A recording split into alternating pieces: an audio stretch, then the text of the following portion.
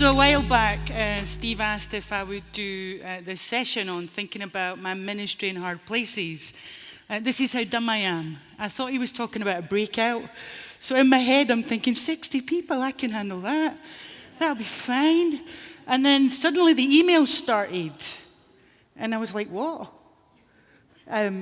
Platform? I don't think so. I think you mean Mez or Doug should be doing that. I think we've got a bit wrong there. And eventually, the penny dropped that I actually had to stand in front of you guys. And so I'm not an upfront person. The fear has overtaken me and actually had nightmares. Not just about the clock of doom, but like my first nightmare, I dreamt I came to Florida without my cocktail dress, so I couldn't go to the ball tonight. I did the usual, I fell off the stage, I got up and I couldn't speak. And then I did think that I'd go over 10 seconds, and as it starts to flash, some sort of Acts 29 ninjas would come down from the ceiling and whip me away because I spoke more than 18 minutes. No worries, I've synced my watch. I know what I'm going to do. So my name is Sharon Dickens, as they've said lots of times, and Shabba, as the boys have shouted out lots. I'm the Director of Women's Ministries for 20 Schemes, and I've been asked to talk about ministry in my context. I can't talk about women's ministry in your context because I don't know it, but I can tell you what it's like in mine. So 20 Schemes is the church plant and ministry of my church, Nidri Community Church. You want to hear about us, come and meet us. We're in the booth throughout there. But it's weird when you think of Scotland, you're thinking, why do you need a church planting ministry in Scotland? It's all bagpipes and rolling hills and castles and everybody loves Jesus and knocks.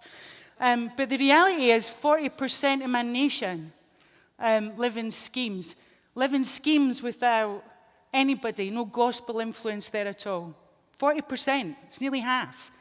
We're not all loving Calvin and Knox. 2% of my nation would say that they're evangelical Christians. 2%. We're soon to be called an unreached nation. So we are a hard place. So the schemes schemes, I need to explain schemes. Schemes is where I live. In the UK, because Steve told me to speak English, we call them housing estates. In America, you call them lots of different things. If you take a little bit of a project, mix it up with a little bit of a caravan park, because I'm white trash. And then you morph in something like an Indian reservation, because our schemes are old. You get something that's a bit akin to a scheme. So my scheme is Nidri. It's on the southeast of Edinburgh. It's a scheme that's about 200 and something years old. Just saying, it's a little bit older than your country. Well, we were playing the age game earlier. I thought I'd join in. And schemes are really, they're complex places.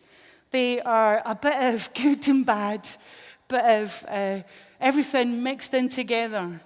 They are largely made up of deprived areas and social housing, and they've got everything that you would think in your head that a hard place should have. There's a high proportion of crime, there's a high proportion of drug, mental health issues, all those things, mixed in with a bunch of other really good stuff.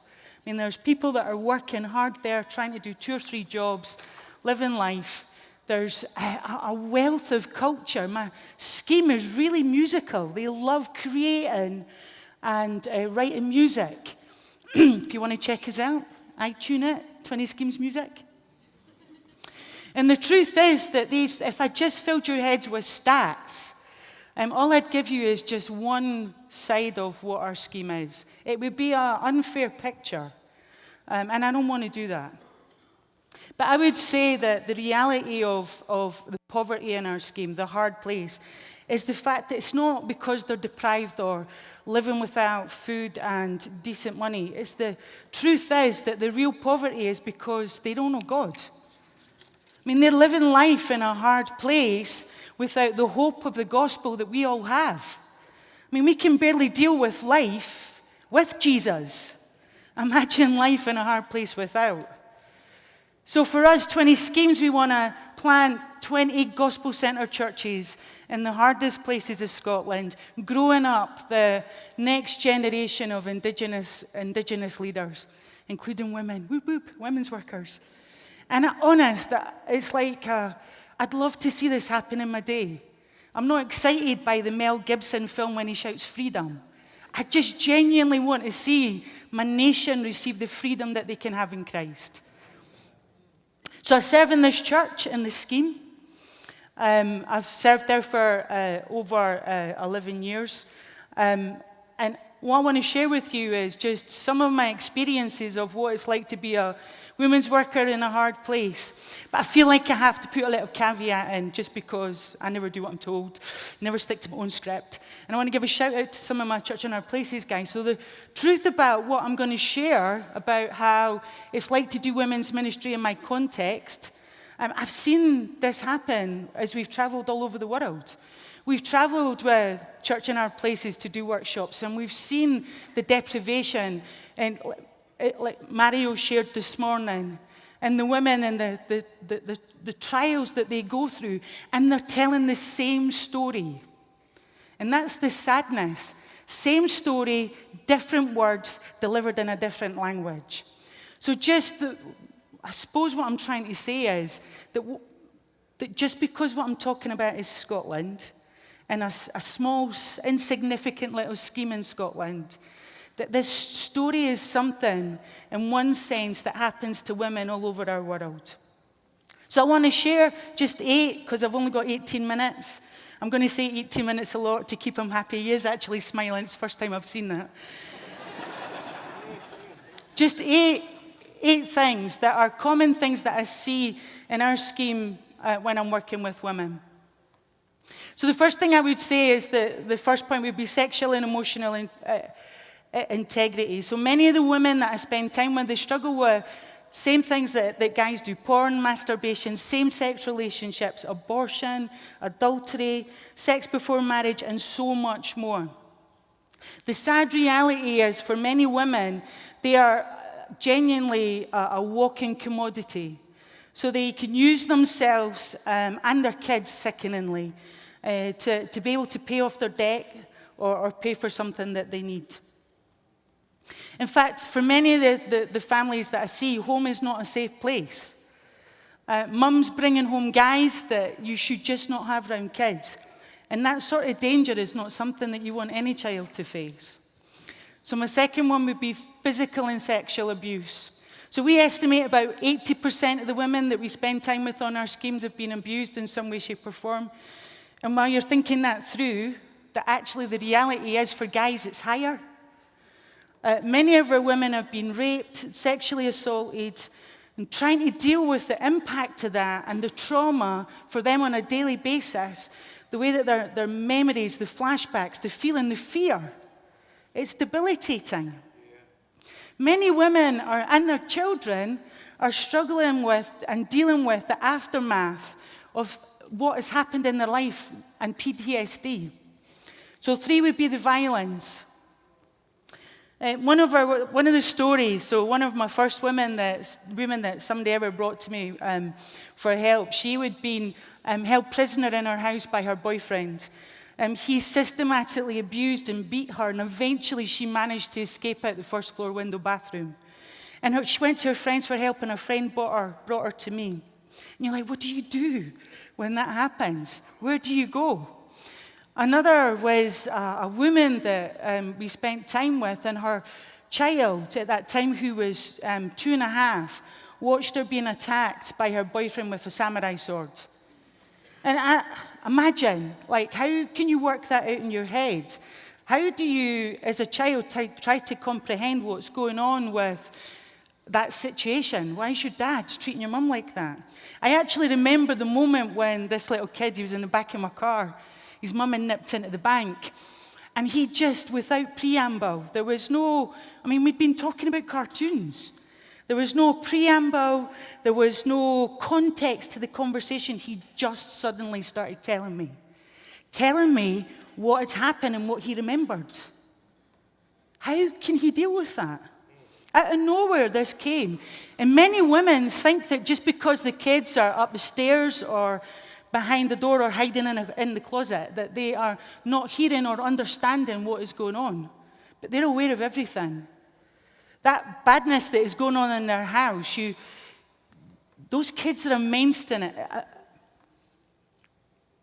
They're not immune to what is going on around them. You can't protect that. They're hearing and seeing, and if they're not seeing, they're making up to match what's hearing. So one victim said this. Haruka said this. She says, I am living in hell from one day to the next, but there is nothing that I can do to escape. I don't know where I would go if I did. I feel utterly powerless, and that feeling is my prison. I entered of my own free will. I locked the door, and I threw away the key. In my context, we say that more concisely. We made our bed, so we have to lie in it. And that, for many of my women, is how they feel. They made their bed, so they have to lie in it. But then don't be surprised that actually in our context, many of our women are the ones that are the abusers. They're the ones that are violent towards their husbands and their families. And we have to get alongside those also. So 4 would be anger. Anger is a given. I mean, it really is. It shows itself in lots of different volatile ways. From violent outbursts, and women are absolutely fueled by, frankly, raging at everyone and everything. Their kids, the social, that would be our welfare benefits, the police, their exes, the teachers, their kids, the person that's annoyed them on Facebook that week, the mum outside the school when they're going to pick up their kids. The list is endless, the social workers, whatever it is, themselves. And the reality is that volatile and dangerous, unfortunately, they are absolutely weighed down with, oppressed with, exhausted with, carrying that level of anger around with them all the time. It's got to be knackering, to be fair. 5, mental health issues. So mental health covers this multitude of illnesses. It's like a humongous spectrum. And I mean, I have 18 minutes, as Steve told me 5 times. So I can't go into any depths. But on the spectrum, you've got anything from depression to real serious psychosis. And on a scheme, they're absolutely in a hard place. They're absolutely at a premium. Many women spend their time suffering with debilitating mental health issues. In the UK, we're starting to see some of the statistics come out for their children. And what we're seeing now is that children that have 1 or 2 parents, so one parent, who has a mental health issue, by the time they're 20, they have a 50% chance of having some sort of depression themselves. And the Mental Health Foundation goes on to say socioeconomic pressures such as poverty and low levels of education are recognized risks to mental health for individuals and communities. They go on then and say the greater the gap between rich and poor, the greater the difference are observed in health. And it's true. We see this. In our scheme, 8-year-olds are contemplating suicide as a serious option. I can't get my head around that. Can't get my head around that. Schools are having to deal with this on a regular basis, so they have a provided safe space that they could go. So substance abuse would be number 6. So prescription medication's big for us, particularly for women. Illegal drugs, alcohol, it seems to be an absolute constant. It's just in a presence all the time. It's become a driving force of driving many lives on my scheme in hard places, including their children. It affects their lives. What happens is kids become secondary to what is really fueling them. Finding, obtaining, seeking that next fix for whatever escape or that they're trying to is paramount, and everything else gets left behind. 7, we're nearly there, hold on, just 1 more to go. Financial integrity. Unfortunately, what we find that when many are women, the poorest can be sometimes the most disproportionately. They would disproportionately have the biggest debt. So the poorer they are, the more chances there are to have massive debt. Credit comes in many forms. We're just not talking about flexing the plastic. It comes in many forms, and it's all too easy on a scheme to obtain. And that idea that if I can afford the payment today without thinking about tomorrow is what fuels. That buy now, pay never attitude is there, and they're thinking about how they send their kids, what's their kids going to achieve at school, how people are going to look at them, and the shame that they would face. And then lacking discipline. Unfortunately, many women struggle with and simply don't discipline their kids. They're not consistent. They say things like, when we get to school, the teachers will sort them out. And the reality is that it's always someone else's issue. So for many on schemes, these would be, for many of us sitting here in this room, the reality is that for one of these issues, you would struggle with that. But for the women on our scheme, for the women on my scheme, they're dealing with more than one, all mixed together, twisting into each other, creating new problems and new issues. How are they going to cope with life? It's a confusing big picture that they've got. The day-to-day reality in hard places and the schemes is, for many of them, it's just hard. Harder still because they're living without the hope of the gospel. So we know simply them coming to Jesus is not going to transform their lives overnight. It's not like it's a magic wand. It's not going to blow everything away. I know that can happen. People can be transformed instantly. But on the schemes, it's not the norm. It's a hard walk to maturity. It doesn't take 3 years and it doesn't follow a plan. It's hard graft to get to the end of the row. Complex lives lead to complex discipleship. Issues that have been absolutely decades, generations in the making, aren't going to disappear overnight, and we are foolish if we think so. Young Christians need someone to come alongside them and ask the hard questions. Someone who loves them enough to say the things that they don't want to hear. Someone to help them, continually point them to Jesus. An example, as our guy said earlier, who Christ is.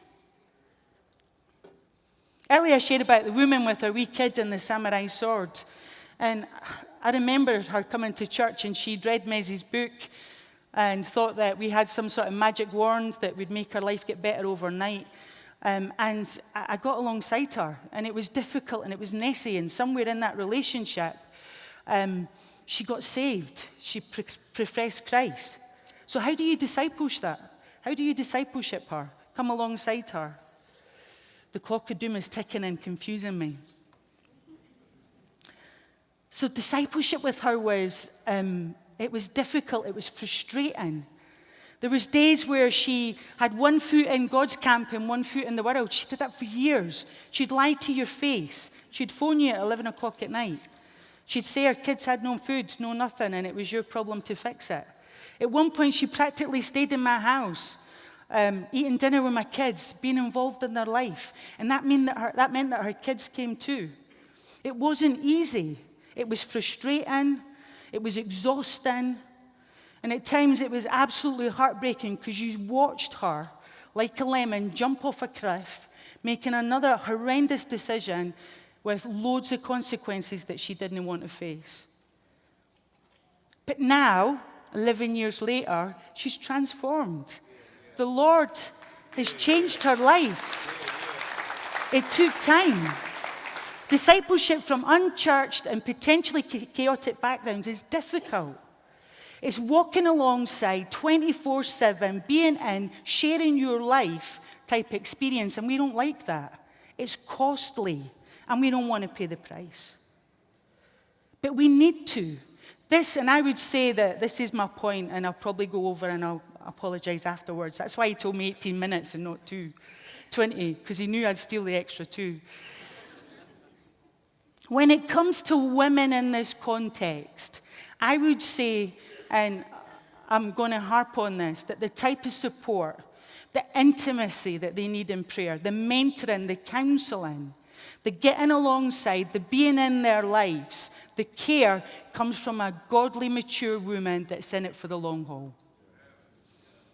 We need to see this, church, that God has given us a provision in the women that we have in their congregations. We need to prepare and equip them to disciple the women that God sends our way.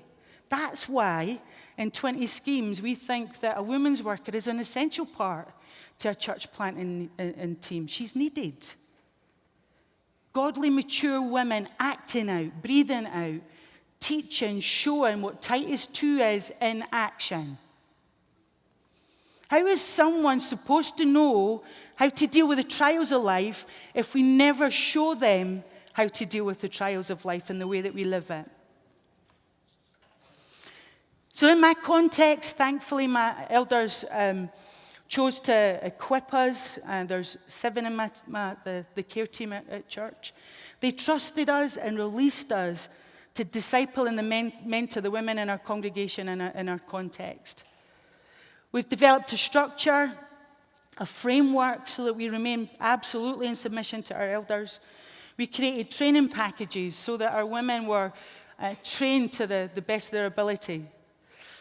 We now run a women's ministry training and what we're now calling a ministry wives training. And if you're interested in that, you come and see me at the booth. I'm happy to share that.